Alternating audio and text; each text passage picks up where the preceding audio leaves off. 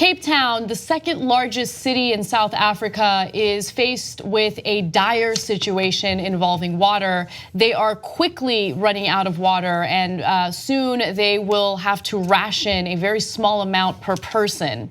Now, Cape Town, according to reports, is set to become the first major world hub to exhaust its water supply once its reservoirs dry up in mid to late April. At least 4 million people will run out of water when that happens. So they're already going after people in the form of fines if they utilize more water than they're supposed to. So to give you an idea, in less than 3 months, they will need to stand in line to receive individual allotments of water. At present, those living in the city have been asked to limit themselves to only 87 liters of water per day. That's 23 gallons. On February 1st, that number will drop to 50 liters or 13 gallons. And if you want to juxtapose what they're dealing with and how much water the average American uses, Americans use about 100 gallons of water each day. So think about how your lifestyle, if you're living in the United States, would be impacted by this type of limitation.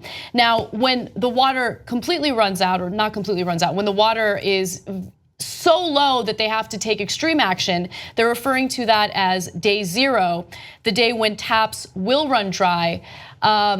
Each person will only be limited to 6.6 gallons of water. So it has begun, and look, there's a lot of factors. Climate change, of course, a huge part of it. Droughts, just as predicted by the scientists. I know for a lot of conservatives, if it didn't happen to them, it didn't happen. They're like, Cape Town, where's that? Don't care. But it's on planet Earth, if you don't know, and the climate doesn't go, okay, I will only affect Africa, but America, you guys are #1, so it will not affect you. It does affect us. First of all, we have the extreme hurricanes. Second of all, we have the extreme fires because of the droughts we're having. So right now, we're not at this dire situation. And there are other factors. Cape Town had, unfortunately, their leadership had incredible incompetence in not preparing for this ahead of time, something that they could have seen coming along the way and built more plants, etc. But to be down to 6.6 gallons of water, first of all, we're having conversations about now cities being at day zero. I mean, we had Sao Paulo in Brazil that also had a similar situation. So this is not the end, but it is the beginning. And this is not a pretty picture. Some are now having to recycle toilet water. Their recommendations for how long showers should be is 1.5 minutes. Jeez. Couldn't do it. Yeah, and so this stuff is real. And just because it starts in Cape Town doesn't mean that it ends there. I just want to add, and this sounds like the setup to a joke, but it's actually true. I've had the honor of interviewing this guy, Ronnie Kasrils, a couple times, who was the Minister of Intelligence under the Thabo Mbeki government in South Africa, and also the water minister. And there's a much bigger, there's a climate piece, but there's also failed privatization plans in South Africa.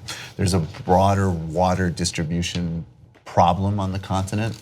And I just think I want to put this in relationship to that because of climate. It's going to be coming for all of us.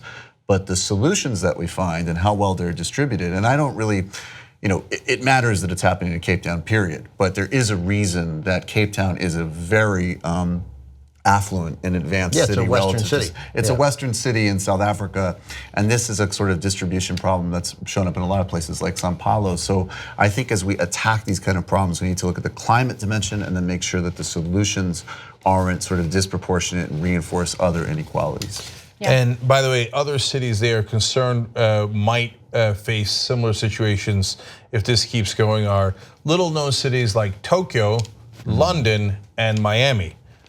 So we're all on the same planet, and it keeps on rolling. And to Michael's point about privatization and the disasters that leads to, in Bolivia, they tried to privatize all the water. So they were then started to fine and try to arrest people who were trying to capture rainwater in their own homes, in their own backyards. So because it violated private companies' rights. That was the reason. Yeah.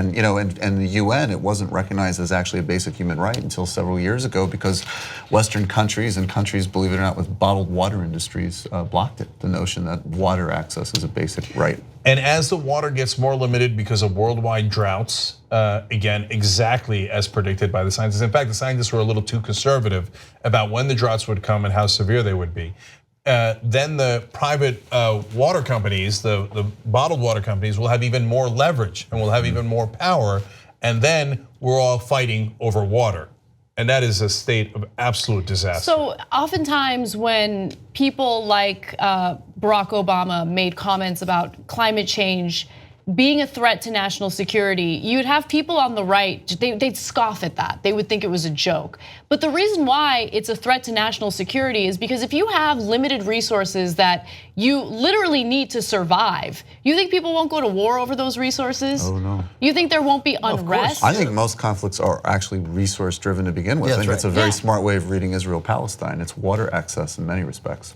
Yeah, in the rest of the Middle East, oil is an enormous issue in terms of resource, but in Israel, water is the main issue. And so, in a sense, the water wars have already begun, but this is just more public facing and more of an obvious catastrophe. Yeah. You just watched the video by the Young Turks, the home of the revolution. If you'd like to get the full show, come join us and become a member. tytnetwork.com/join.